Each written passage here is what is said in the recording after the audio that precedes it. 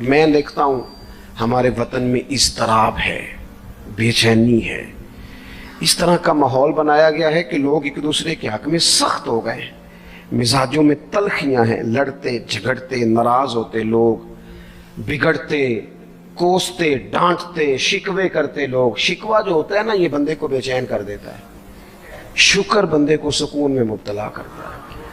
شکوے آزمائشیں اپنے دلوں میں وسعت لائیں، ایک دوسرے کو اصلاح کی طرف لائیں، ایک دوسرے کو پیغام دیں، ایک دوسرے کی تربیت کریں، تھوڑا سا حوصلہ، تھوڑا سا صبر، تھوڑی سی گنجائش اپنی طبیعتوں میں پیدا کریں۔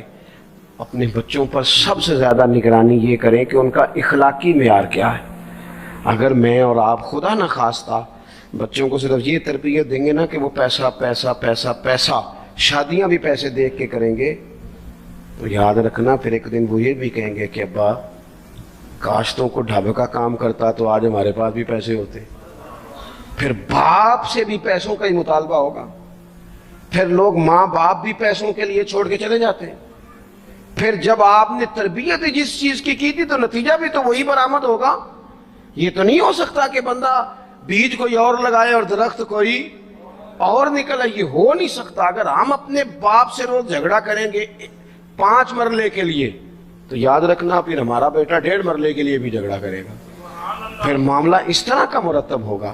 ایک دوسرے کو اخلاقی پیغام دینا ضروری ہے۔ آخری بات آپ کی خدمت میں یہ عرض کرنی ہے، اور یہ میری خواہش ہے کہ آپ اس پر زیادہ توجہ کریں گے انشاءاللہ۔ آپ سارے ویڈیو بنائیں، مجھے کوئی اعتراض نہیں، پر مہربانی کریں دیکھیں تو میری طرف نہ۔ جب آپ لائیو چلاتے ہیں تو پھر اسی کو دیکھتے ہیں، وہ پھر کہتا ہے کہ یہ کومنٹس آ گیا تو دوسرا آ گیا۔ اللہ کرے میری بات آپ کے دل میں اتر جائے۔ آپ تھوڑی سی توجہ کریں، میں کیا عرض کرنا چاہتا ہوں، غور کریں میرے بھائی۔ ملک میں نا مہنگائی تیزی سے عروج پکڑ گئی ہے، اور مہنگائی جب ہوتی ہے نا تو امیروں نے تو مال بیچنا ہوتا ہے تو ان کا دگنا ہو گیا تو وہ تو اور امیر ہو گئے، تو غریبوں کے لیے مشکلات بڑھ گئی ہیں۔ جو طبقات بیچارے تنخواہ دار تھے، کمزور تھے، میری طرف دیکھیں جناب، وہ اور کمزور ہو گئے۔ ہمیں زیادہ تو نہیں لیکن اتنا ضرور کرنا چاہیے۔ یہ قرآن پاک دے دیں جی، یہ مجھے دے دیں، میری ہے، تشریف رکھیں آپ۔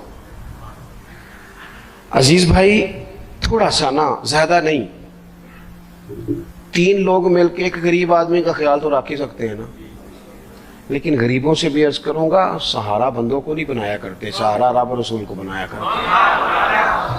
کسی سے تھوڑی سی مدد لینا تو ٹھیک ہے، چلو آگے جانے کے لیے تھوڑا سا سہارا لے لیں کہ اب مشکل ہے تو یہ کراس نہیں ہو رہا رستہ، تھوڑا سا سہارا تو لے لیں۔ لیکن جو لوگ مستقل سہاروں پہ آ جاتے ہیں ان کا تو پھر اپنی طاقت ہی ساری ختم ہو جاتی۔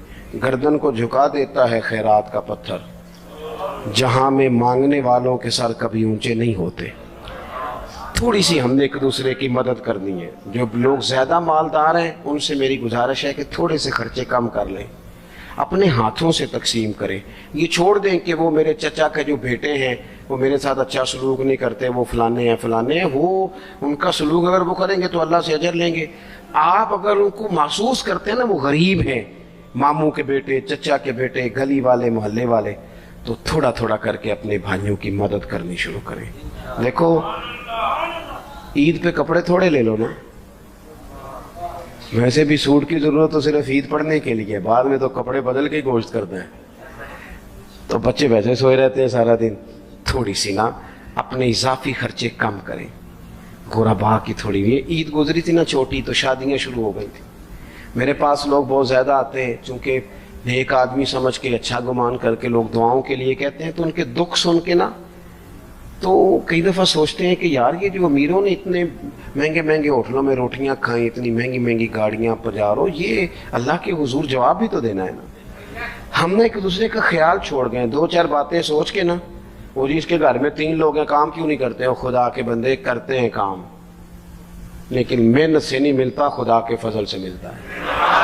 تیرے اوپر فضل ہے، تجھے باتیں آتی ہیں، لیکن کئی دفعہ سارے بھی کریں تو رزق جب ہی آتا ہے جب رب چاہتا ہے۔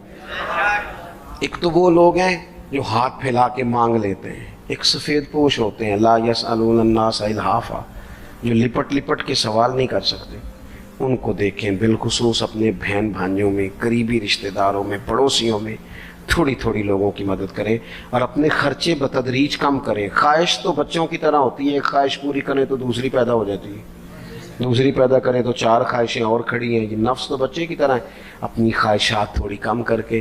یہ حکومتوں سے آپ امید نہ رکھیں، ہمارے ملک میں جتنی سیاسی جماعتیں حکومتیں کر چکی ہیں یا کر رہی ہیں، ان سے کوئی توقع نہیں۔ یہ بیچارے تو اپنے جھگڑوں سے ہی باہر نہیں آتے، انہیں کیا خبر کہ قریب کہاں بستا ہے۔